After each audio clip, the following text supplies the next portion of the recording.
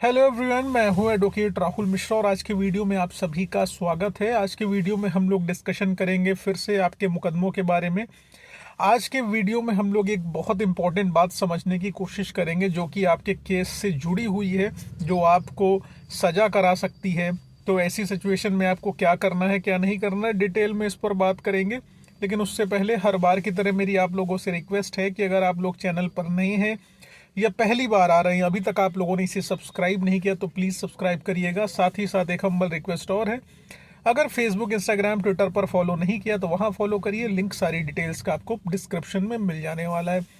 देखिए, कई बार सिचुएशन ऐसी आती है कि आपके ऊपर किसी भी मैटर में मुकदमा पंजीकृत होता है, चाहे वो पॉक्सो का मैटर हो, चाहे 376 का FIR हो, चाहे सेक्शन 69 BNS का मुकदमा हो, या वर्तमान में नए सेक्शंस के हिसाब से सेक्शन 64 का मुकदमा हो। अगर मुकदमा पंजीकृत हो गया, पुलिस के द्वारा आपका हैरेसमेंट स्टार्ट कर दिया जाता है, पेपरबाजी हो जाती है, आपको मीडिया में जो है पहले ही बलात्कारी या हत्यारा जो भी मुकदमा हो घोषित कर दिया जाता है।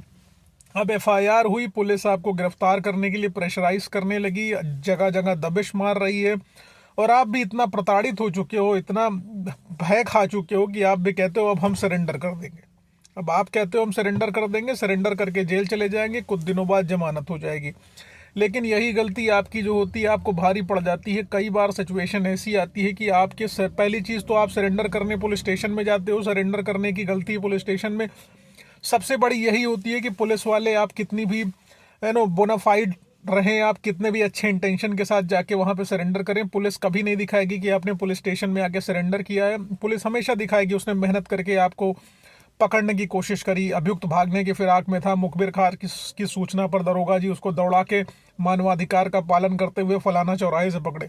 ये सारी चीज़ें पुलिस दिखाती है। पुलिस कभी भी आपके सरेंडर को, आपके बोनाफाइड सरेंडर को, आपके विलफुल सरेंडर को सरेंडर नहीं दिखाएगी। पुलिस हमेशा दिखाएगी कि आपको गलत तरीके से आप भाग रहे थे, पुलिस ने आपको पकड़ा मेहनत करके, और जो अरेस्ट मेमो होगा, रिकवरी मेमो होगा, वो फर्जी तरीके से पुलिस के द्वारा आपके विरुद्ध बनाया गया होगा।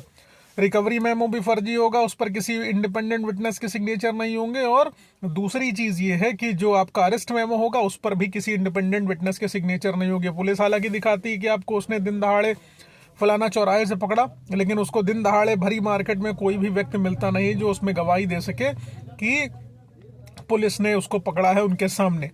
अब बात ये रही कि पहली चीज़ जो गलती आप ये करते हो कि पुलिस स्टेशन जाके सरेंडर करते हो। इंस्टेड ऑफ पुलिस स्टेशन में सरेंडर करने के आपको चाहिए कि आप कोर्ट में सरेंडर करें।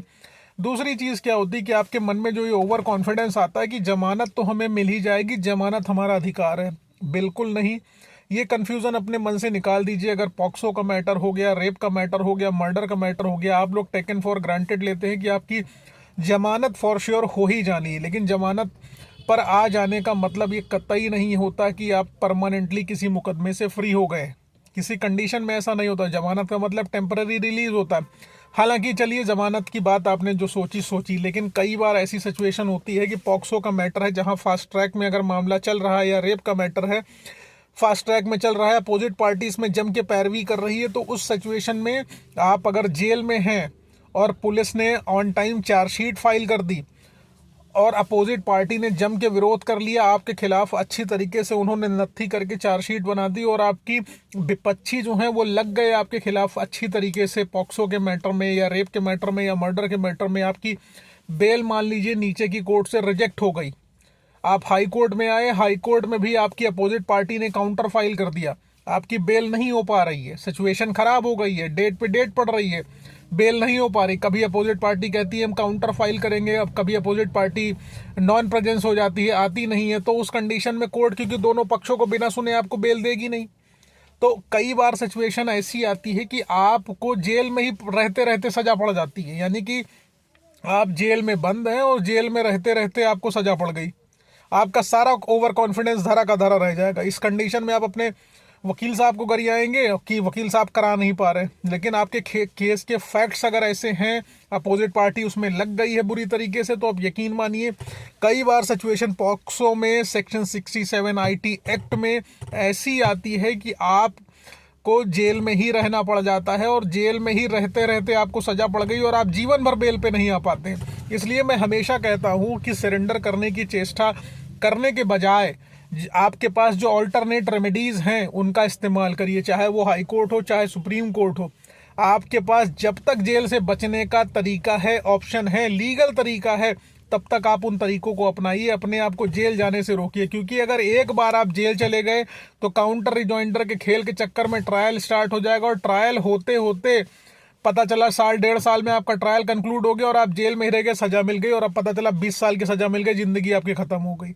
इसलिए जो आपके पास चाहे एफआईआर क्वेश्चन की रेमेडी हो, चाहे आपके पास हाई कोर्ट में एफआईआर क्वेश्चन की रेमेडी हो, दूसरी आपके पास चाहे सुप्रीम कोर्ट में रेमेडी अवेलेबल हो, चाहे आपके पास, मतलब कह रहा हूं कोई भी तरीका आप अपना लीजिए, लीगल तरीका जिससे आपको जेल न जाना पड़े, उन तरीकों को आप अपनाइए। अगर आप अपने लिए नहीं लड़ेंगे, अपने परिवार के लिए नहीं लड़ेंगे, तो यकीन मानिए समस्या आपके लिए ही खड़ी होगी। और कई बार कई लोग ऐसे होते हैं कि जिनके खिलाफ एकदम नत्थी भर के सबूत होते हैं, कई एविडेंसेस उनके खिलाफ नत्थी भर के होते हैं, लेकिन कहते हैं वकील साहब हो नहीं रही। हो इसलिए नहीं रही होती है कि वो आपके केस के फैक्ट्स अच्छे नहीं है, मजबूत नहीं है चीज़ें। अब आप कहोगे तो वकील साहब का काम है मजबूत करना। बेल मजबूत वकील साहब नहीं कर सकते, आपके फैक्ट्स मजबूत करते हैं। अगर आपके फैक्ट्स हैं ही नहीं, कोई दम ही नहीं है, अब मर्डर किया है आपने, मान लीजिए आपने गोली मारी है, कट्टा बरामद हो गया है, आपके फिंगरप्रिंट निकल गया है, एफएसएल में साफ साफ आ रहा है आपने गोली मारी है, और आपके फिंगरप्रिंट हैं और कट्टा बरामद हो गया, तो कहाँ से बेल हो जाएगी? नहीं होगी। बेल सिर्फ और सिर्फ इस कंडीशन में कोर्ट की दया दृष्टि हो जाएगी, मेरिट की नहीं रह जाएगी। तो कभी भी ओवर कॉन्फिडेंस में मत आओ, वरना जेल में रहते रहते सड़ जाओगे और जेल में ही सजा हो जाएगी। ठीक है।